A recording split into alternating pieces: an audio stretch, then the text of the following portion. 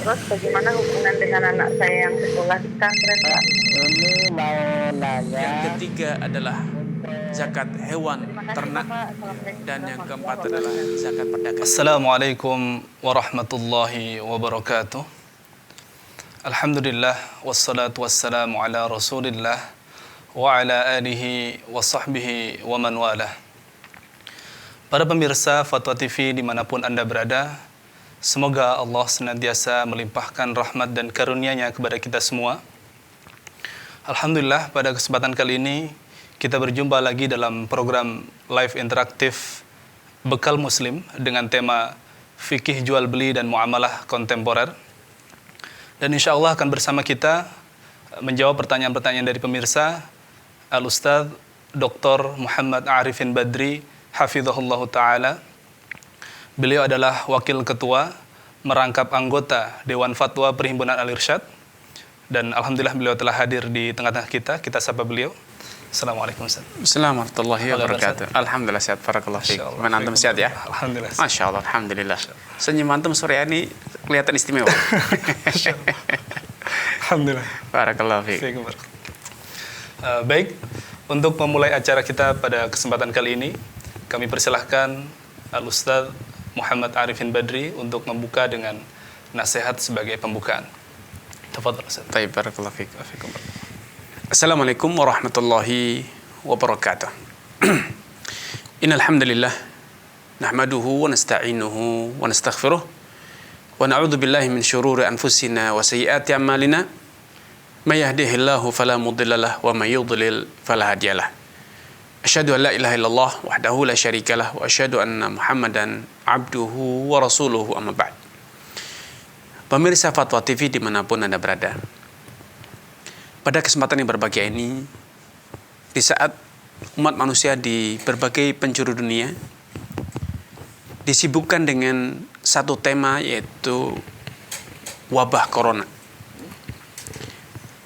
Yang adanya wabah ini telah merenggut sekian nyawa di berbagai belahan dunia, telah menguras sekian banyak energi, perhatian, dan bahkan telah terbukti menjadi gangguan bagi stabilitas ekonomi di berbagai negara. Aktivitas ekonomi, penerbangan, ekspor, impor, dan berbagai hal lainnya terganggu dengan isu corona ataupun wabah corona, termasuk perjalanan ibadah kita. Karena sebagai seorang muslim tentu patut untuk ikut peduli dengan kondisi yang ada. Apa yang harus kita lakukan menghadapi kondisi ini? Yang pertama yang sepatutnya menjadi perhatian umat Islam semuanya adalah kembali kepada Allah Subhanahu wa taala.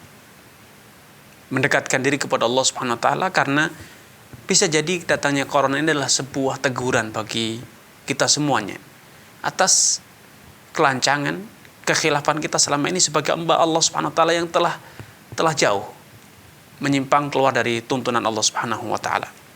Yang kedua, membuktikan betapa kuasanya Allah dan betapa lemahnya manusia. Virus itu adalah makhluk yang kecil, makhluk yang sangat lemah. Namun ternyata dengan segala kelemahan dan kekecilannya itu, kekerdilannya, menjadikan manusia yang konon merasa dikdaya, merasa kuasa, merasa berilmu, merasa mampu, ternyata semuanya tunggang langgang. Semuanya dijadikan galau dan bahkan berantakan urusan kita hanya gara-gara corona. Padahal itulah sangat kecil. Karena itu sungguh benar Allah Subhanahu wa taala ketika menyatakan sanurihim ayatina fil afaq wa anfusihim. Sungguh kami akan tunjukkan kepada manusia ayatina fil afaq, tanda keagungan Allah, kekuasaan Allah, keperkasaan Allah, fil afaq, di alam semesta, wa fi anfusihim, dan dalam diri mereka sendiri. Sehingga datangnya wabah penyakit ini kemudian berdampak pada gangguan stabilitas ekonomi, sosial, kepanikan yang luar biasa. Itu semuanya menggambarkan, membuktikan bahwa hanya Allah yang Maha Kuasa. manusia dengan segala keangkuhan dan kesombongannya ternyata terbukti lemah, tidak berdaya. Ini semuanya adalah mengembalikan kita, memaksa kita untuk kembali sadar bahwa la haula wala quwata illa billah. Tiada daya, tiada kekuatan kecuali bila itu kekuatan dan itu adalah datang dari Allah SWT. Allah berkenan memberi kita kekuatan, memberi kita kemampuan, daya, dan membantu kita untuk bisa keluar dari masalah ini. Karena itu pesan saya pada kesempatan ini, momentum ini mengingatkan kita untuk kembali menghayati satu zikir yang senantiasa diajarkan, diingatkan oleh Nabi SAW untuk senantiasa kita ucapkan la haula wala quwata illa billah. Seharusnya seorang muslim terus terinspirasi dengan ini dalam segala urusannya. Dengan demikian kelemahan yang ada pada diri kita, ketidakberanian itu akan segera berbalik menjadi kekuatan, berbalik menjadi kemampuan. Karena apa? Karena kita kuat, kita mampu bukan karena kehebatan kita, tapi karena pertolongan Allah Subhanahu wa taala. Wallahu taala alam. Jazakumullah. Wa yak barakallahu fikum. Demikianlah nasihat sebagai pembuka dari Ustadz Muhammad Arifin Badri hafizahullah taala. Semoga kita semua bisa mengambil manfaat darinya, menjadi peringatan yang berbuah amal kebaikan dalam keseharian kita. Baik, untuk memulai program kita pada perjumpaan kali ini, kami persilahkan pemirsa yang ingin bertanya secara langsung kepada Ustadz, silahkan menghubungi nomor 0331 544 6087. Dan kami ingatkan bagi pemirsa yang sudah tersambung teleponnya agar mengecilkan volume televisinya agar tidak mengganggu sambungan telepon. Baik, sudah ada telepon yang masuk. Baik, kita angkat terlebih dahulu ya. Fatwa TV, Assalamualaikum. Assalamualaikum warahmatullahi wabarakatuh. Waalaikumsalam warahmatullahi wabarakatuh. Silakan Pak. Baik, dengan Bapak siapa di mana? Rizal di Singkawang, Kalimantan Barat. Ya, Pak, silakan Pak Rizal. Kalau Taufik Barak, silakan Pak. mengenai menjual barang yang tidak ada di tangan. Ya. Istri anak kan banyak teman. Rata-rata ada yang bikin kue. Lalu dikirim gambar ke istri anak. Jadi anak diminta jadi reseller. Apakah boleh istri anak memajang? Ya. Baik, terputus ya. Tapi pesannya sudah tertangkap bahwa ketika Pak Rizal tadi istrinya menyampaikan bahwa kawannya banyak produksi bikin kue dan lain sebagainya, kemudian istri Pak Rizal memajang foto kue dan masakan itu di webnya atau di medsosnya, kemudian ada yang pesan atau order ya. Itu mungkin pesan yang ingin beliau sampaikan. Ya, pertama sebagai jawabannya saya ucapkan barakallahu fikum wa jazakumullah khairan kepada Pak Rizal di Singkawang, kepada keluarga dan juga seluruh pemirsa Fatwa TV. Semoga Allah SWT senantiasa memberkahi kita semuanya. Kalau kasusnya seperti yang digambarkan oleh Pak Rizal, bahwa produsen atau pemilik barang mengizinkan kepada orang lain untuk ikut memasarkan dengan ketentuan dia akan mendapatkan komisi, keuntungan, baik keuntungan itu ditentukan fix sekian rupiah per kue, per pieces, atau diberikan kewenangan untuk menentukan harga sendiri, menaikkan harga sendiri. Maka asalkan ada kesepakatan yang telah dicapai antara produsen, pemilik dengan resellernya tersebut, maka insya Allah tidak mengapa, karena berarti reseller di sini telah mendapatkan kuasa atau yang disebut dengan wakil ya, mewakili pemilik barang untuk memasarkannya. Namun sekali lagi ketentuan yang harus diingat, kewenangan reseller, wakil yang ikut memasarkan itu dibatasi oleh izin dari pemilik barang. Kalau pemilik barang menentukan bahwa harga jualnya 10.000 dengan ketentuan 8.000 adalah harga pokok, 2.000 adalah komisi, maka reseller tidak boleh menjual dengan harga lebih ataupun kurang dari itu. Tetapi ketika pemilik barang memberikan kewenangan kepada reseller untuk menentukan harga sendiri, dia hanya menjelaskan atau meminta harga dasar dari produsen, dari pemilik barang, pokoknya satu pieces atau satu potong dari saya 10.000, terserah mau dijual berapa, selebihnya itu adalah komisi atau keuntungan yang boleh diambil oleh reseller. Maka ini juga harus diindahkan karena al-muslimun ala syurutihim, kata Nabi. Setiap kaum muslimin berkewajiban untuk berkomitmen mengindahkan kesepakatan yang telah dicapai antara mereka. Wallahu taala alam. Jazakumullah Ustaz. Ya, barakallahu fiik. Demikianlah jawaban atas pertanyaan yang diajukan oleh Bapak Rizal di Singkawang. Semoga bisa difahami dengan baik jawaban yang disampaikan Ustadz, dan bagi para pemirsa yang menyaksikan bisa mengambil manfaat dari jawaban yang disampaikan oleh Ustadz. Dan kami ingatkan kembali pemirsa yang ingin bertanya secara langsung kepada Ustadz, silahkan menghubungi nomor 0331 544 6087. Dan jangan lupa untuk mengecilkan volume televisinya. Sambil menunggu penelpon, kita bacakan pertanyaan yang masuk. Bismillah. Kisahnya, Fulan membeli mobil, pergi ke showroom untuk memilih-milih, ternyata ada yang cocok, kemudian disepakati harga karena uang tidak cukup, sehingga ditawari dengan harga cicilan. Dengan DP 39 juta, mencicil selama 4 tahun, sebesar 3 juta per bulannya. Mobil dibeli dahulu oleh pihak pembiaya kepada orang showroom, baru dijual kembali kepada si Fulan. Ya. Kemudian menunggu persyaratan administrasi lengkap, karena mobil belum juga dibayar oleh pembiaya kepada showroom, si Fulan diminta oleh pihak showroom untuk membayar 5 juta sebagai tanda jadi. Dan akan dikembalikan lagi kepada si Fulan begitu mobil dibayar tunai oleh pihak pembiaya. Apakah kasus ini ada unsur riba dalam proses atau akad jual beli yang telah dilakukan? Ya, dari saudara siapa? Tidak tertulis namanya. Baik. Pemirsa Fatwa TV dimanapun Anda berada, ada satu ketentuan dalam hadis Nabi SAW yang beliau menyatakan, atau dalam suatu hadisnya sahabat Abdullah bin Abbas, Abdullah bin Umar, dan yang lainnya, yang redaksinya berbeda-beda tetapi artinya sama. Nah, Rasulullah SAW antuba asilah haitsu tubta hatta yahuzza tujar ila rihalihim. Nabi SAW melarang para pedagang untuk menjual kembali barang yang telah mereka beli di tempat pembeliannya sampai barang itu dipindahkan ke tempat mereka masing-masing. Nah, kasus tadi ketika customer membeli produk, membeli kendaraan dari leasing ya, atau lembaga keuangan di tempat showroom ya, walaupun lembaga keuangannya mengaku dia telah membeli kendaraan dari showroom kemudian menjualnya kepada customer, tapi ini belum memenuhi kriteria untuk terjadinya transaksi. Kenapa? Karena leasing belum memiliki barang tersebut dan dia juga belum memindahkan barangnya. Apalagi tadi terungkap bahwa ternyata leasing belum menyelesaikan ikatan jual belinya dengan showroom. Maka sudah bisa dipastikan skema semacam ini adalah skema yang syarat dengan riba.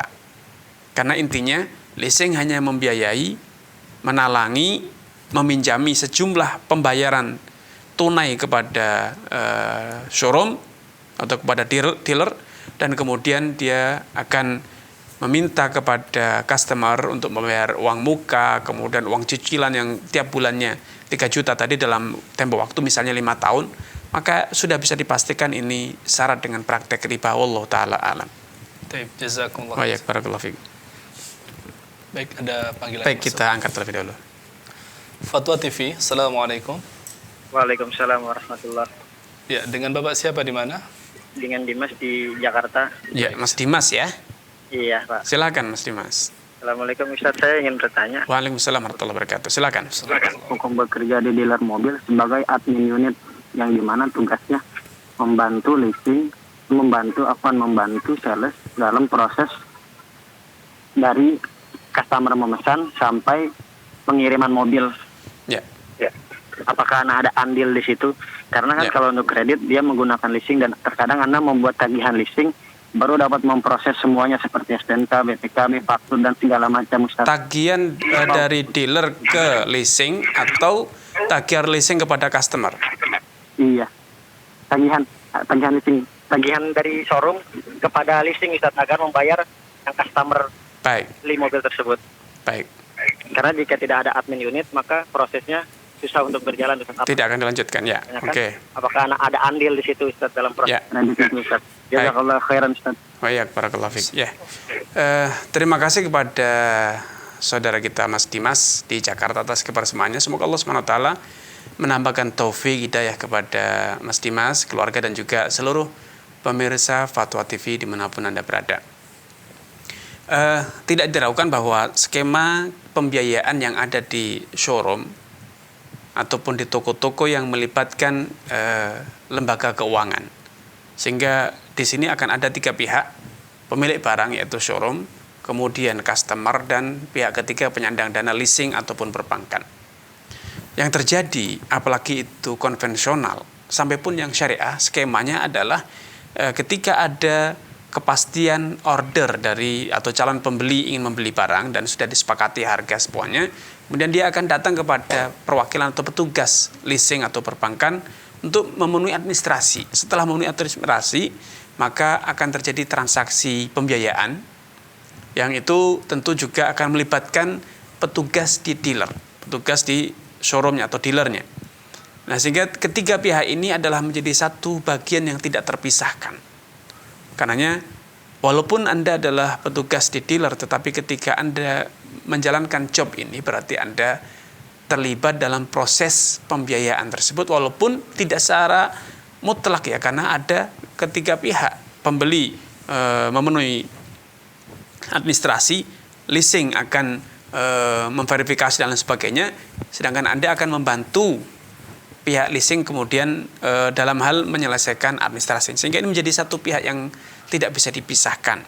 Ya, tentu walaupun gaji Anda bukan dari keuntungan riba, tetapi Anda terlibat dalam membantu prosesnya. Ya, walaupun Anda digaji dari penjualan, keuntungan dealer dari menjual unit-unit kendaraan, bukan dari bunga dari pembiayaan, ya, tetapi Anda telah membantu.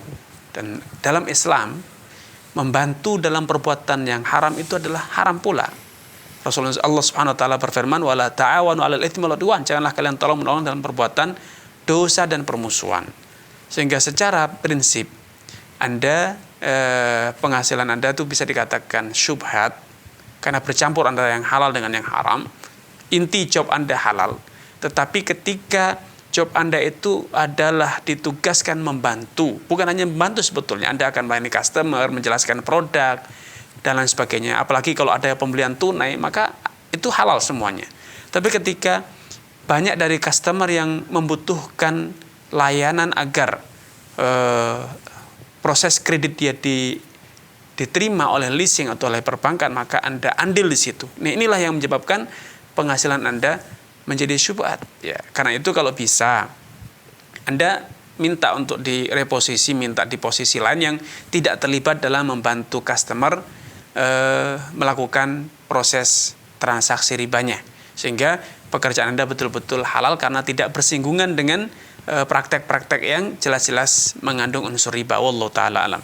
Barakallahu fikum. Demikian jawaban atas pertanyaan dari saudara Dimas di Jakarta. Semoga bisa difahami dengan baik dan para pemirsa yang menyaksikan bisa mengambil manfaat dari jawaban yang disampaikan oleh Ustaz. Kembali kami persilahkan pemirsa untuk menelpon, menghubungi nomor 0331 544 6087 untuk bertanya secara langsung kepada Ustadz. Dan sambil menunggu penelpon, kita bisa bacakan pertanyaan berikutnya, Ustadz. Pertanyaan dari saudara Makmur di Sinjai, kota Sinjai. Afwan Ustadz, apakah hukum bekerja di bank syariah yang masih ada transaksi ribanya? Ya. Saudara Makmur di Sinjai ya. Barakallahu fikum wa jazakumullahu khairan kepada saudara Makmur di Sinjai atas kebersamaannya. Semoga Allah Subhanahu wa taala menambahkan taufik hidayah kepada Anda, keluarga dan juga seluruh pemirsa Fatwa TV dimanapun Anda berada. Siapapun dari kita, ketika kita melihat satu kemungkaran, maka kita wajib untuk mengingkarinya. Seberapapun kadar kemungkaran tersebut. Karena Rasulullah SAW telah menyatakan, man ra'a minkum mungkaran falyughayyirhu biyadihi. Siapapun dari kalian menyaksikan, mengetahui adanya satu kemungkaran, hendaknya diingkari dengan kekuatannya. Kalau dia tidak mampu, maka fabilisan, dia harus mengingkari dengan lisannya. Dia jelaskan, dia nasihati. Kalau dia tidak mampu menyampaikan itu, fabiqalbih, maka dia harus mengingkari dengan hatinya, yaitu dengan cara apa? Dengan cara tidak terlibat atau menghindar atau menjauh dari pelaku kemungkaran, menjauh dari tempat terjadinya kemungkaran. Nah, ketika kita terlibat dalam praktek, kita tadi sudah mengakui bahwa di lembaga keuangan tersebut masih ada transaksi-transaksi yang tidak syar'i. Maka tentu kita, karena kita juga terlibat di sana, berarti kita punya kontribusi dalam perbuatan dosa. Tentu tidak sepatutnya seorang muslim melakukan itu. Ya, tentu ini juga harus dilihat berapa persenkah kapasitas haramnya dibanding yang halal, atau sebaliknya yang halal bisa jadi lebih dominan dibanding yang haram. Namun seorang muslim kalau memang bisa mendapatkan pekerjaan yang semakin baik, persentase halalnya lebih besar, atau bahkan memang 100% halal, maka itulah seharusnya dilakukan oleh seorang muslim ya. Tetapi ketika kehadiran dia di satu lembaga itu bisa memaksimalkan, mengkondisikan, maka itu adalah suatu hal yang baik. Kita harus berjuang, kita harus realistis. Kita tidak mungkin hidup dalam komunitas yang betul-betul pure, murni, bersih. Tapi kita juga harus realistis, apakah betul kita bisa berkontribusi, bermanfaat, meminimais kemungkaran, memperbanyak kebaikan, atau justru kita hanya ngalir saja karena sistem sudah baku, kita tidak bisa berapa. Maka kalau kondisi seperti itu ya akan lebih bijak kalau kita itu menghindari dari perbuatan dosa. Wallahu ta'ala alam. Jazakumullah. Barakallahu fiik. Demikian jawaban atas pertanyaan yang diajukan oleh saudara Makmur di Sinjai. Semoga bisa dipahami dan baik, dan bagi pemirsa sekalian bisa mengambil manfaat dari jawaban yang disampaikan oleh Ustaz. Ada penelpon yang sudah masuk. Fatwa TV, Assalamualaikum. Fatwa TV, Assalamualaikum. Assalamualaikum warahmatullahi wabarakatuh. Baik, dengan Bapak siapa di mana? Di Pak Samsir di Jakarta. Pak Samsul ya, silakan Pak Samsul. Iya, begini. Saya mungkin mengenai maaf saya kurang jelas. Gade atau minjamkan uang ya. Karena yang punya motor ini motornya dipakai untuk ngojek setiap harinya. Kemudian karena nggak bisa nebus motornya yang sedang rusak, ya, atau sekalipun akadnya gade saya kurang paham. Jadi nanti hasilnya setiap hari kalau dia dapat 100 sampai 150, dia mau dengan sukarela ngasih 20.000 per hari, dengan catatan nanti setelah dia udah tercapai misalkan minjem 2 juta atau 3 juta harus dikembalikan. Sebelum bisa mengembalikan uang yang 2 juta atau 3 juta, jadi dia sanggup dengan sukarela ngasih per hari 20.000. Baik. Itu boleh tidak? Baik. Sudah cukup Pak ya. Ya baik. Pertama saya ucapkan barakallahu fikum wa jazakumullahu khairan kepada Pak Samsul atas kebersamaannya di sore yang berbahagia ini.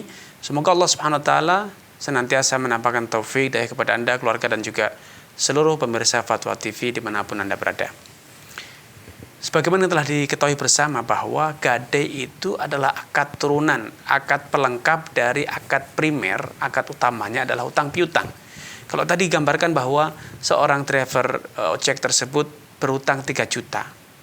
Selama belum bisa melunasi, maka setiap hari driver tersebut akan memberi dengan sukarela uang sejumlah 20.000 kepada kreditur, kepada yang menghutangi. Maka praktek semacam ini adalah riba. Karena Rasulullah SAW dalam hadis Fudalah bin Ubaid dengan tegas menyatakan, kullu qardin jarra naf'an fahuwa riba. Setiap piutang yang mendatangkan keuntungan itu adalah riba. Dan secara moral, ketika kita tahu saudara kita yang driver ojek tersebut dalam kondisi kesusahan, dia mau menservis motornya, dia tidak punya uang, sedangkan dia butuh untuk mencari penghasilan, menafkahi keluarganya. Ketika kita sudah tahu seharusnya secara sosial, naluri seorang muslim, harusnya kita merasa iba, kita tolong. Karena memang akad utang piutang dalam Islam itu diklasifikasikan, dikelompokkan sebagai akad sosial. Ketika ada keuntungan, maka itu dengan sengaja berarti kita telah merubahnya menjadi komersial, dan itu tentu tercela. Masalah dia rela, maka kerelaan manusia itu bukan segala-galanya. Karena itu walaupun rela, berzina itu haram. Ketika Anda lakukan perzinahan itu dengan tidak sukarela, maka itu namanya pemerkosaan. Lebih haram lagi. riba itu haram. Ketika Anda pungut uang itu dengan pemaksaan, maka itu namanya perampokan. Sehingga suatu piutang yang berbunga, suatu piutang yang ada pertambahannya, kalau dilakukan dengan sukarela itu namanya riba. Kalau dilakukan dengan tanpa sukarela, namanya itu pemaksaan, perampokan, atau yang sejenis. Sehingga harus digarisbawahi bahwa beliau rela atau tidak rela itu tidak ada korelasi dengan hukum. Selama itu utang piutang, maka itu adalah akad sosial, sehingga tidak boleh ada keuntungan agar Anda tidak terjatuh dalam praktek riba. Wallahu ta'ala alam. Taib, jazakumullah khairan. Baik, barakallahu fikum. Dan demikian jawaban atas pertanyaan dari saudara Samsul di Jakarta. Semoga bisa dipahami dan baik. Dan para pemirsa sekalian bisa mengambil manfaat dari jawaban yang disampaikan oleh Ustaz. Kami informasikan bahwa acara ini juga direlay oleh Radio Islamic Center Binbas Yogyakarta dan juga Radio MDFM Probolinggo. Bagi pemirsa yang tidak memiliki sambungan televisi bisa mendengarkan melalui radio tersebut. Baik, ada penelpon yang masuk. Kita bersama. Okay. Fatwa TV, Assalamualaikum. Waalaikumsalam warahmatullahi wabarakatuh. Baik, dengan Bapak siapa di mana? Dengan Ahmad di Jakarta, Ustaz. Silakan Pak Ahmad. Begini Ustaz. Ya. Saat ini saya bekerja di Bea Cukai. Ya. Setelah saya melihat atau membaca beberapa artikel baik dari Ustaz Kevin Badri atau dari lainnya, saya memutuskan untuk keluar dari Bea Cukai. Tolong tidak menyebutkan instansi terkait. Ya. Ya. Silakan lanjut Pak Ahmad. Ya. Bea Cukai. Opsinya ada dua, Ustaz. Pertama, Ana bisa pindah instansi, yaitu Direktorat Jenderal Anggaran, ataupun yang kedua resign sepenuhnya dari Kementerian Keuangan. Di Direktorat Jenderal Anggaran di situ ada satu divisi atau satu direktorat yang dia menangani masalah penerimaan negara bukan pajak. Setelah Ana cari-cari di Google, belum ada satupun Ustadz yang Ana temui itu yang menjelaskan tentang hukum penerimaan negara bukan pajak. Mohon penjelasannya tentang ini, Ustadz. Ya. Terima kasih kepada Mas Ahmad di Jakarta ya atas kebersamaannya. Semoga Allah Subhanahu wa taala menambahkan taufik hidayah kepada Mas Ahmad, keluarga dan juga seluruh pemirsa Fatwa TV dimanapun Anda berada. Bea Cukai itu adalah suatu pungutan dari negara kepada eksportir ataupun importir yang memasukkan produk ke dalam negeri. Baik itu importirnya itu pribumi ataupun eksportir dari luar negeri yang mengekspor barang ke Indonesia. Adanya pungutan ini memiliki tujuan yang baik, yaitu memproteksi, melindungi produk dalam negeri agar tidak kalah bersaing dengan produk luar negeri. Karena kalau tidak, negara kita akan menjadi pasar yang menyebabkan pelaku ekonomi dalam negeri tidak lagi mampu bersaing dengan perusahaan-perusahaan luar, produk-produk luar. Nah, ini satu tujuan yang baik. Sehingga ketika Anda berada di divisi ini, maka insya Allah tidak masalah. Karena di zaman Umar bin Khattab dulu, pungutan serupa itu dilakukan. Yang disebut dengan usyur. Ya. Dulu Umar bin Khattab semula tidak memungut adanya pungutan semacam ini. Namun ketika mendapat laporan bahwa negara-negara lain, penguasa negara lain memungut hal serupa, hal semacam itu dari para pedagang Muslim yang berdagang di negeri mereka, maka akhirnya sahabat Umar pun kemudian memungut lagi. Memungut sebagai balasan atas tindakan mereka yang memungut dari kaum muslimin. Makanya dalam konteks perjanjian berbagai negara secara bilateral ataupun secara regional, seringkali ada kesepakatan untuk bebas cukai ya masuk ketika antara dua pelaku ekonomi dari kedua negara tersebut. Maka insya Allah secara prinsip sebetulnya kalau Anda tetap bertahan di bea cukai itu insya Allah tidak mengapa, karena itu satu pungutan yang tidak bertentangan dengan syariah. Namun ketika Anda memutuskan untuk mengajukan pindah divisi seperti tadi pungutan negara yang non pajak, maka juga tidak masalah, itu sepenuhnya kembali kepada Anda. Ya, wallahu taala a'lam. Baik, jazakumullah khairan. Wa barakallahu fiik. Dan demikianlah jawaban atas pertanyaan dari saudara Ahmad dari Jakarta. Semoga bisa difahami dan baik. Sudah ada penelpon yang masuk. Kita angkat. Fatwa TV, Assalamualaikum. Waalaikumsalam. Assalamualaikum Pak Ustadz. Waalaikumsalam warahmatullahi wabarakatuh. Silakan Pak. Bapak siapa di mana? Pak Afwan di Kaur Bengkulu. Baik. Pak Afwan ya. Silakan Pak Afwan. Ya, Pak Aswan, Tower Bengkulu. Silakan Pak, silakan. Saya mau nanya ini Pak tentang penggadaian. Ya. Saya ini kan menggadaikan sebidang sawah Pak ya. Ya. Ya, kepada seseorang Pak ya. Ya.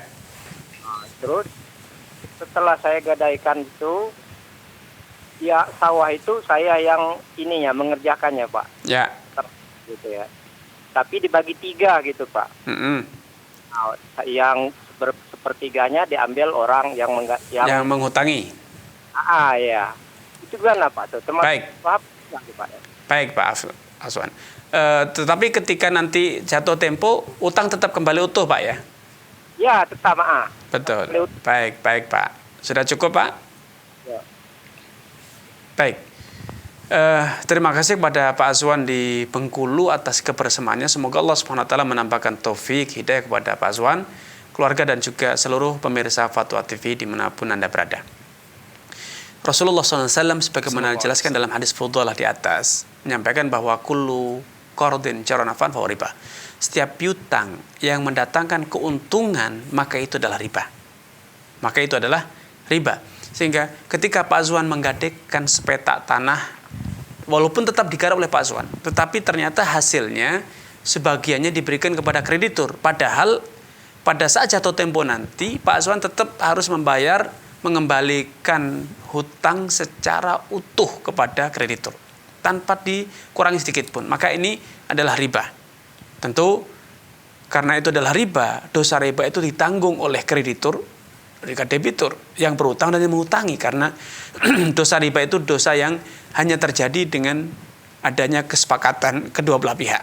Sehingga sebisa mungkin saya sarankan agar Pak Azwan mengkonversi solusinya, mengkonversi piutang ini dengan misalnya sewa ya, atau cicilan yang sepertiga hasil panen itu dijadikan sebagai cicilan hutang, sehingga nanti ketika saatnya hutang itu sudah lunas dengan cara pembayaran sepertiga dari hasil panen tersebut ya. Tetapi ketika itu tidak dilakukan, hutang tetap utuh, tapi Pak Azwan terus harus setor sepertiga hasil panen, maka ini adalah riba. Wallahu taala alam. Baik, jazakumullah. Wa barakallahu fiik. Demikian jawaban atas pertanyaan dari Bapak Azwan di Bengkulu. Semoga bisa difahami dan baik, dan para pemirsa yang menyaksikan bisa mengambil manfaat dari jawaban yang disampaikan oleh Ustadz. Kembali kami persilahkan pemirsa yang ingin bertanya kepada Ustadz, silahkan menghubungi nomor 0315446087, dan kami ingatkan agar mengecilkan volume televisinya agar tidak mengganggu sambungan telepon. Sambil menunggu kita baca pertanyaan berikutnya, Ustadz.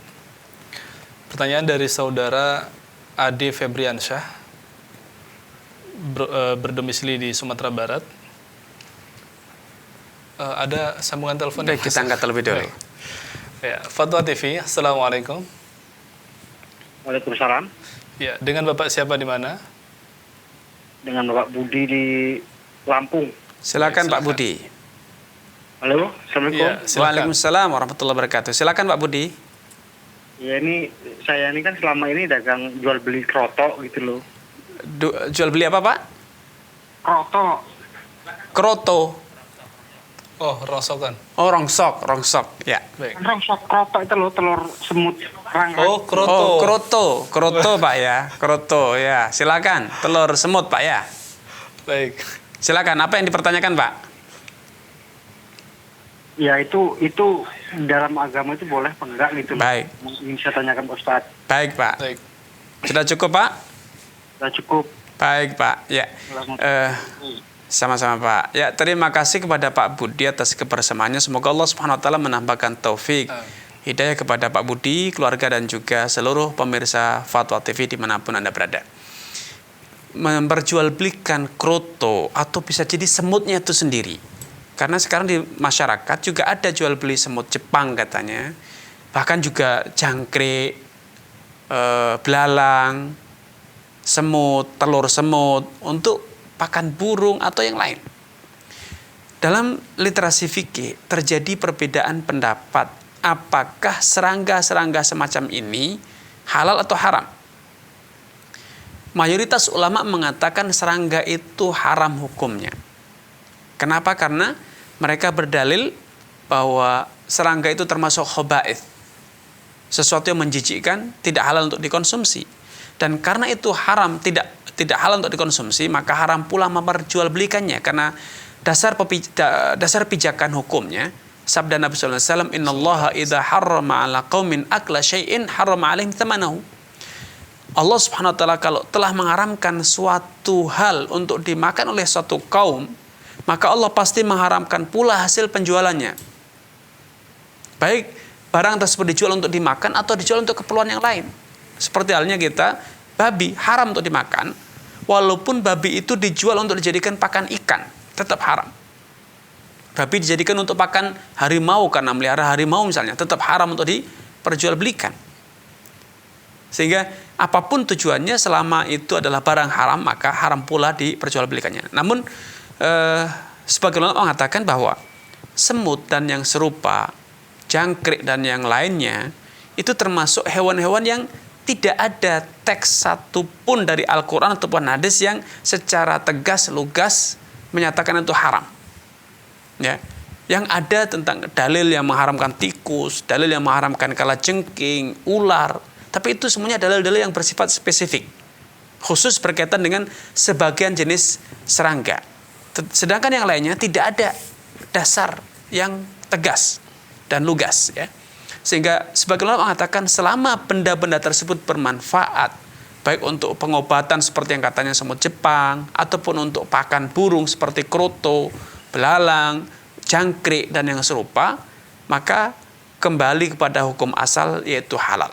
Karena dalam satu hadis Nabi mengatakan, Innallaha hadda hududan fala ta'taduha. Sejatinya Allah Subhanahu wa taala telah memberikan batasan-batasan atau ketetapan-ketetapan berkaitan dengan berbagai hal. Maka kata Nabi, jangan engkau lampaui, jangan engkau langgar.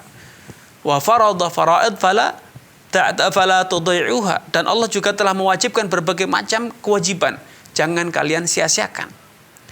Kemudian wasakata an asya' rahmatan bikum ghairu nasyan. Allah itu diam, tidak menjelaskan banyak hal, tidak menjelaskan hukum banyak hal. Kenapa? Karena Allah sayang kepada kalian, bukan karena Allah lupa untuk menjelaskannya. Fala tas'alu anha. Kalau Allah diam, Allah tidak menjelaskan hukumnya, maka jangan engkau korek-korek, abaikan saja, karena itu bentuk dari kelapangan yang Allah berikan kepada kita. Berdasarkan hadis ini dan yang lain, kemudian sebagian ulama mengatakan hukum asal serangga selama tidak membahayakan keselamatan kita, tidak beracun, dan juga tidak ada teks yang tegas dalam Al-Quran ataupun hadis, maka hukum asalnya adalah halal. Sehingga wallahu ta'ala alam, pendapat yang kedua ini secara tinjauan dalil lebih kuat, sehingga tidak masalah insyaallah bagi bapak ataupun yang lainnya untuk menjual kroto, jangkrik ataupun yang serupa. Wallahu ta'ala a'lam. Jazakumullah khairan. Barakallahu fikum. Barakallah. Demikian jawaban atas pertanyaan yang diajukan oleh Bapak Budi di Lampung. Semoga bisa difahami dengan baik. Dan sudah ada panggilan yang menunggu. Ya. Fatwa TV. Assalamualaikum. Waalaikumsalam, Pak. Saya dari Pak Aswan tadi, Pak. Ya. Silakan Pak Aswan. Wah, tadi. Bagaimana Pak cara solusinya kalau sudah terlanjur? Orang yang menggadai tadi tidak mau lagi, Pak, ini. Ya. Baik Pak Aswan. Sudah cukup? Sudah cukup Pak Aswan? Ya, tidak mau lagi ini. Baik, sudah cukupkah pertanyaannya saya jawab? Baik. Ya, baik Pak Azwan ya, barakallahu fikum wa jazakumullah khairan. Bila memang kreditur atau pihak yang menghutangi tidak mau ada restrukturisasi utang atau diskusi ulang tentang konsekuensi hutang piutang tersebut, maka ya tidak ada pilihan lain kecuali Bapak membayar, tapi jangan pernah mengulang lagi di kemudian hari. Jangan pernah mengulang lagi di kemudian hari. Apalagi kalau itu utang piutang yang tidak formal ya. Sebetulnya secara hukum kita boleh melaporkannya kepada aparat yang berwajib untuk itu dianggap sebagai sebuah tindakan yang melanggar hukum.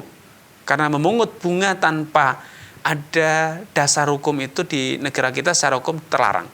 Ya. Banyak rentenir yang di masyarakat itu sebetulnya itu melanggar undang-undang, melanggar peraturan pemerintah. Tapi kalau itu bisa ditegakkan, maka itu langkah baiknya. Ketika Bapak misalnya melaporkannya ke aparat yang berwajib untuk ditertibkan. Tapi kalau itu dilakukan menimbulkan kerusakan yang lebih besar, maka mungkin ya hanya Bapak bisa segera menyelesaikannya dan jangan pernah mengulangnya lagi. Wallahu ta'ala alam. Dan juga tentu jangan lupa memperbanyak istighfar kepada Allah Subhanahu wa taala, mohon ampunan karena telah terjatuh dalam praktek riba. Wallahu ta'ala alam. Jazakumullah. Barakallahu fiik. Demikianlah jawaban dari pertanyaan Bapak Afwan ya, semoga bisa dipahami dengan baik. Dan sudah ada sambungan yang masuk, Ustaz. Baik.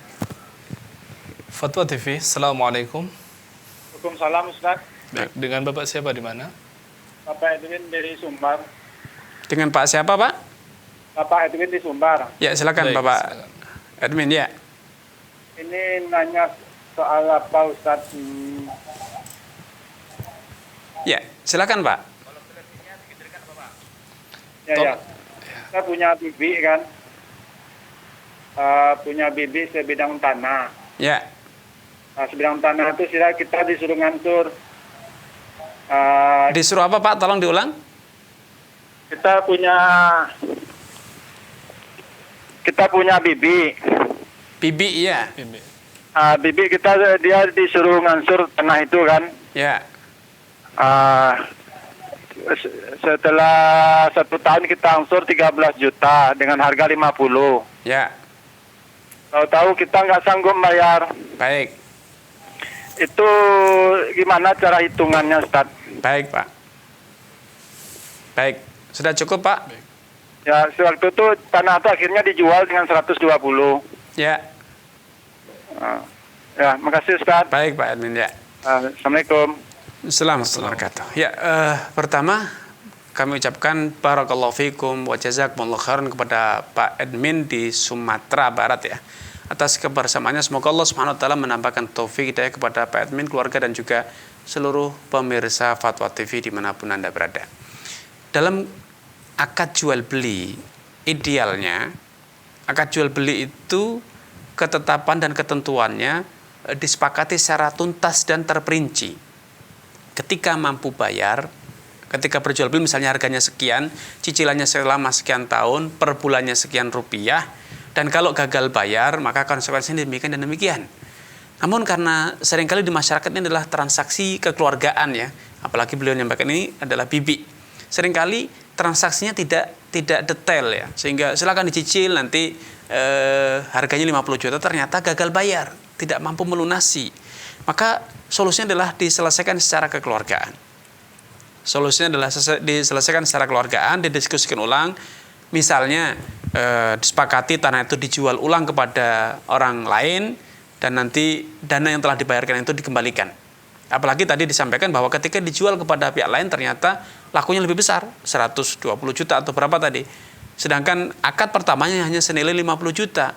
Maka akan lebih baik dalam hal ini bila ada kekeluargaan misalnya dikembalikan ulang duitnya 30 juta atau mungkin kalaupun dipotong mungkin dikembalikan 10 juta, 3 juta mungkin sebagai kompensasi atas kegagalan bayar tersebut. Itu insya Allah tidak masalah selama itu disepakati secara sukarela antara kedua belah pihak. Apalagi ini adalah sekali lagi keluarga, tentu penyelesaiannya akan lebih baik bila diselesaikan secara kekeluargaan. Wallahu ta'ala alam. Jazakumullah. Ya, barakallah. Demikian jawaban atas pertanyaan dari Bapak Edwin di Sumatera Barat. Semoga bisa difahami dan baik. Dan para pemirsa yang menyaksikan bisa mengambil manfaat dari jawaban yang disampaikan oleh Ustaz. Line telepon menunggu. Kita angkat ya. Fatwa TV, Assalamualaikum. Waalaikumsalam warahmatullahi wabarakatuh. Ya, dengan Bapak siapa di mana? Dengan Bapak Suhardi di Bengkulu ini, Pak Ustaz. Ya, silakan Pak Suhardi. Mau numpang nanya nih. Saya punya pinjaman di Bank Syariah. Ya. Kemudian saya tuh baru 2 bulan mau rencana mau melunasi bank itu. Baik. Tapi dari pihak bank kayaknya agak Keberatan. mau dilunasi ya. Ya. Karena saya sebetulnya dari awal takut dengan riba. Ya. Tapi kayaknya dari pihak bank belum menyetujui, masih buat surat permohonan dan lain-lain. Ya. Mungkin itu aja Pak Ustaz. Baik, Pak Suhardi. Assalamualaikum warahmatullahi wabarakatuh. Waalaikumsalam warahmatullahi wabarakatuh. Ya, barakallahu fikum wa jazakumullahu khairan kepada Pak Suhardi atas kebersamaannya. Semoga Allah Subhanahu wa taala menambahkan taufik hidayah kepada Pak Suhardi, keluarga dan juga seluruh pemirsa Fatwa TV dimanapun Anda berada. Memang ini salah satu fenomena di lembaga keuangan yang ada di masyarakat, baik yang syariah ataupun yang non syariah, konven ataupun syariah.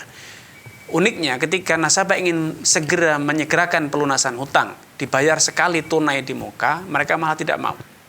Ini menjadi satu hal yang janggal ya. Idealnya kalau orang berhutang ingin dibayar lunasi sekali seharusnya lebih senang dibanding ketika dia cicilannya sekian lama. Ini yang masalah, sehingga sebagian orang memberikan satu analisa, salah satu alasan yang mungkin itu menjadi melatar belakangi lembaga keuangan tidak ingin menerima pelunasan di muka secepat mungkin karena mengharapkan agar nasabahnya gagal bayar sehingga nanti muncul bunga, keuntungan dari lembaga keuangan itu bisa berlipat ganda. Kemudian yang kedua, karena berkaitan dengan laporan keuangan yang sudah direncanakan bahwa tahun ini akan pendapatan sekian dari cicilan nasabah, itu akan menyebabkan lembaga keuangan merevisi rencana belanja dan pendapatan tahunannya. Tentu ini merepotkan mereka. Namun apapun yang terjadi seharusnya ketika piutang itu dilunasi seharusnya tetap dibuka dengan misalnya ketentuan perencanaannya itu direvisi dan kemudian itu ada pemberitahuan sekian lama sebelum kemudian betul-betul dilunasi ya. Sehingga seharusnya kita kalau memang berkomitmen untuk menerapkan konsep-konsep syariah, seharusnya kita lebih bersemangat bila masyarakat itu mampu melunasi piutangnya, bukan malah sebaliknya menjadikan masyarakat semakin terikat, semakin terjerat dengan hutang. Ini yang sangat disayangkan dari sikap-sikap atau praktek-praktek perbankan yang masih menamakan syariah ya. Wallahu taala alam. Jazakumullah. Banyak barakallahu fiik. Demikianlah jawaban atas pertanyaan yang diajukan Bapak Suhardi di Bengkulu. Semoga bisa dipahami dengan baik dan para pemirsa sekalian bisa mengambil manfaat dari jawaban yang disampaikan oleh Ustaz. Baik, line telepon menunggu. Baik. Fatwa TV, Assalamualaikum. Waalaikumsalam. Ya, dengan Bapak siapa di mana? Dengan Pak Darmono dari Semarang. Baik, Ya, Pak Darmono. Pak Darmono, silakan Pak Darmono. Ya, terima kasih. Assalamualaikum Ustaz. Waalaikumsalam warahmatullahi wabarakatuh. Ya, bisa nyambung ini dari tadi. Ya, silakan Pak. Saya kerja di gerbang tol di Semarang. Ya. Terus saya sering mendapati pemakai jalan itu waktu mau melintas gerbang tol tidak punya kartu tol, Pak. Baik. Pertanyaannya, bagaimana kalau hukumnya kalau saya secara inisiatif membeli kartu tol itu di bank konvensional karena itu produk bank konvensional, terus saya mengisi saldo beberapa puluh ribu sebagai syarat untuk bisa masuk di gerbang tol itu dan saya mengambil keuntungan sewajarnya. Terus yang jadi pertanyaan saya takut ikut andil dalam mempromosikan atau menjualkan produk dari bank konvensional itu, takut riba lah ibaratnya gitu Ustaz. Baik. Tapi di sisi lain saya mendapati banyak pemakai jalan itu sangat membutuhkan karena kalau tidak pakai kartu tol beliau tidak bisa masuk. Ya. Gitu. Ya, terima kasih Ustaz sebelumnya. Ya. Assalamualaikum. Waalaikumsalam warahmatullahi wabarakatuh. Baik, terima kasih kepada Pak Darmono di Semarang atas kebersamaannya. Semoga Allah Subhanahu wa taala menambahkan taufik hidayah kepada Pak Darmono, keluarga dan juga seluruh pemirsa Fatwa TV dimanapun Anda berada. Ya, niat baik Pak Darmono untuk membantu sebagian saudara kita yang masih gaptek ya atau tidak update ya, atau yang seringkali diistilahkan kudet ya, kurang update. Sehingga aturan masuk tol itu harusnya sudah tahu ketika dia ingin masuk tol dia harus memiliki kartu tol. Apalagi di gerbang tol sudah ada tulisan tentang peringatan saldo Anda harus cukup dan seterusnya. Nah, ketika ada masyarakat yang masih juga tidak update dengan fakta ini, maka seharusnya bukan dianggap sebagai peluang usaha ya. Edukasi masyarakat agar mereka membeli kartu. Ya, sehingga Anda mungkin karena ini karyawan di tol seharusnya mengupayakan bagaimana bisa menyediakan kartu tol di tempat gerbang-gerbang tersebut sehingga masyarakat bisa membeli kartu tol di tempat tersebut, bukan dengan dijadikan sebagai objek mencari keuntungan, karena tentu layanan tol itu hanya sebatas pembayaran sehingga ketika ada yang membantu nalangi menggesekkan kartu itu sejatinya adalah piutang ya. Ketika ada keuntungan maka itu adalah riba. ya, di mana Anda membayarkan tagihan pengendara tersebut dan kemudian meminta tambahan, dan itulah riba. Sehingga solusinya, dan ini dijadikan sebagai efek jera kepada masyarakat agar masyarakat yang masuk gerbang tol tidak mengikuti aturan, dia dikondisikan agar membeli kartu tol terlebih dahulu dan kemudian menggunakan kartu tersebut untuk menyelesaikan masalahnya, bukan Anda menjadikannya sebagai ladang keuntungan. Tapi ketika Anda ingin betul-betul niat membantu, maka Anda boleh memiliki kartu tol dan kemudian sejumlah tagihan itu Anda minta kepada pengendara tersebut. Dan kalau ternyata secara sukarela pengendara memberi Anda kelebihan, maka itu tidak masalah. Tetapi kalau dari awal Anda meminta tagihannya 4.000, Anda minta 10.000, maka ini riba. Ketika Anda minta hanya 4.000 tapi dia beri lebih, maka tidak masalah, karena itu bersifat sukarela. Wallahu taala a'lam. Baik, jazakumullah khairan. Ya, barakallahu fikum. Demikianlah jawaban atas pertanyaan yang diajukan oleh Bapak Darmono di Semarang. Semoga bisa difahami dan baik. Dan sudah ada penelpon yang menunggu. Baik, kita angkat dulu ya. Fatwa TV, Assalamualaikum. Waalaikumsalam warahmatullahi wabarakatuh. Saya Ya. Pak Rohan di Jakarta Pusat. Baik, Silakan Pak Rohan ya. Makasih. Ustaz, saya mau nanya akad atau seperti apa, kurang jelas. Karena ada teman usaha, Baik. dia minjem dana kurang mungkin 3 juta. Itu langsung nanti per hari bisa maksudnya per bulan dikasih keuntungan misalkan 150.000. Saya nggak jelas dia usaha apa. Jelas minjem 3 juta itu nanti setiap bulan 3 juta itu bisa memberi per bulannya 150.000. Itu boleh nggak, Ustaz? Baik Pak Rohan ya. Itu aja.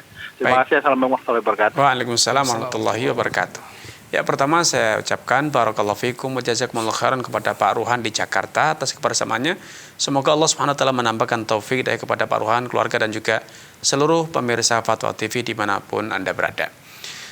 Kalau akadnya adalah akad utang piutang, yaitu dari pemilik dana meminta agar dananya dikembalikan utuh. Apakah dana kemudian itu berhasil dikembangkan dan berhasil mendatangkan keuntungan atau bahkan gagal, maka pokoknya tetap kembali utuh, maka ini adalah utang piutang. Sehingga karena itu adalah piutang dan kemudian ada pemberian keuntungan tadi 150 per bulan, maka itu adalah riba. Tetapi ketika ini adalah sebuah investasi, dana itu akan digunakan untuk usaha, misalnya berjualan sayur, berjualan jajanan atau yang serupa. Dan kemudian tentu ada transparansi, dagangan bulan pertama untung sekian, modal sekian, atau hari pertama modal sekian, ada keuntungan sekian, ada laporan secara terbuka, maka investasi ini hukum asalnya halal, dengan catatan bila ternyata gagal, maka pemodal, dalam ini Pak Rohan, siap menanggung kerugian sejumlah kerugian yang terjadi, tidak minta kembali utuh. Tetapi ketika minta kembali utuh dananya, maka ini adalah utang piutang yang berbunga dan itu adalah riba ya. Sekali lagi bedanya, pemodal itu harus siap menanggung kerugian dan pengelola harus transparan menceritakan apa jenis usahanya, berapa pendapatan hariannya, dan kemudian secara akumulasi sebulan berapa mendapatkan keuntungan. Ketika ini terpenuhi, maka ini namanya investasi yang halal. Tapi ketika Anda tidak tahu menahu tentang apa usahanya dan juga pengelola tidak peduli dengan laporan, bahkan tidak memberikan laporan apapun, sehingga Anda yang penting aman, suatu saat jatuh tempo kembali modal aman, ada keuntungan, maka ini adalah riba. Karena Rasulullah SAW menyatakan kullu qardin jaronafan wa riba. Setiap piutang yang mendatangkan keuntungan, maka itu adalah riba. Wallahu ta'ala alam. Baik, jazakumullah khairan. Barakallahu fikum. Sudah ada penelpon yang menunggu. Baik. Pertanyaan terakhir. Ya. Baik. Fatwa TV, Assalamualaikum. Waalaikumsalam. Ya, halo, dengan siapa? Di mana? Dengan Pak Husain. Dengan Pak Husain ya? Iya. Silakan Pak Husain. Di mana Pak Husain? Di Nganjuk. Silakan Pak Husain ya. Iya. Iya. Silakan. Assalamualaikum Ustaz. Waalaikumsalam warahmatullahi wabarakatuh. Ini saya mau tanya masalah GoPay dulu Ustaz. Ya Pak. Baik. Terus masalah itu seperti itu Ustaz. Ya, yang dipertanyakan apanya Pak? Nah, masalah kita naruh uang di GoPay. Ya, saya sudah tahu GoPay. Yang dipertanyakan apanya? yang ditanyakan itu masuk riba apa enggak? Ya, baik. Sudah cukup Pak ya? Iya. Baik Pak Husain. Ya, terima kasih kepada Pak Husain atas kebersamaannya di sore yang berbahagia ini. Semoga Allah SWT menambahkan taufik, hidayah kepada Pak Husain, keluarga, dan juga seluruh pemirsa Fatwa TV dimanapun Anda berada. GoPay ataupun dompet virtual ya, yang sekarang ini banyak modelnya, di mana kita top up atau deposit sejumlah dana di salah satu aplikasi. Ya, kemudian dana tersebut yang tersimpan itu akan kita gunakan untuk bertransaksi berjual beli barang ataupun jual beli jasa ketika kita naik kendaraan ataupun ojek online ataupun taksi online ya. Nah, secara prinsip ini tidak masalah karena ini bagaikan rekening yang ada di bank. Muncul masalah ketika kita top up dan kemudian karena top up kita mendapatkan pelayanan spesial berupa bebas ongkos kirim, potongan atau diskon. Yang ini menjadi biang masalahnya di sini. Kenapa? Karena Anda ketika top up deposit berarti status dana tersebut adalah piutang yang akan dikembalikan oleh penyedia aplikasi dalam bentuk barang yang Anda beli ataupun jasa yang Anda gunakan. Nah, ini karena ini piutang dan kemudian penyedia aplikasi memberikan diskon, bebas ongkos kirim, atau pelayanan spesial, harga yang murah, berbeda dengan ketika Anda transaksi secara tunai, tanpa deposit terlebih dahulu, maka ini adalah keuntungan yang dalam Islam dikategorikan sebagai riba. Kullu qardin jarra naf'an fahuwa riba. Karena itu saran saya, ketika Anda ingin menggunakan aplikasi-aplikasi tersebut, berbelanja online ataupun taksi online atau ojek online, lebih baik Anda tidak deposit, tidak top up, tetapi Anda melakukan pembayaran tunai. Anda beli, baru transfer, atau Anda naik taksi terlebih dahulu, setelah sampai tujuan Anda baru bayar kepada drivernya, sehingga tidak ada unsur ribanya. Wallahu ta'ala a'lam. Jazakumullah. Barakallahu fikum. Dan tidak terasa kita telah sampai di ujung acara. Masya Allah, betul. Jazakumullah. Barakallahu fikum. Baik para pemirsa Fatwa TV dimanapun Anda berada, tidak terasa kita telah sampai pada penghujung acara. Dan sebelum kami tutup perjumpaan kita pada kesempatan kali ini, kami informasikan bahwa live interaktif bisa Anda saksikan setiap hari mulai hari Senin hingga Jumat. Kemudian bagi pemirsa ataupun pendengar radio yang ingin mendapatkan informasi mengenai agenda kegiatan Dewan Fatwa maupun Fatwa TV, bisa diakses dalam web www.dewanfatwa.com. Baik, terima kasih. Jazakumullahu khairan. Kami mohon pamit. Subhanakallahumma bihamdika asyhadu an la ilaha illa anta astaghfiruka wa atubu ilaik. Wa sallallahu ala nabiyyina Muhammad wa ala alihi wa sahbihi wasallam. Wassalamualaikum warahmatullahi wabarakatuh. Ya Allah. Terus bagaimana hubungan dengan anak saya yang sekolah di pesantren, Pak? Ini mau nanya. Yang ketiga adalah zakat hewan ternak dan yang keempat adalah zakat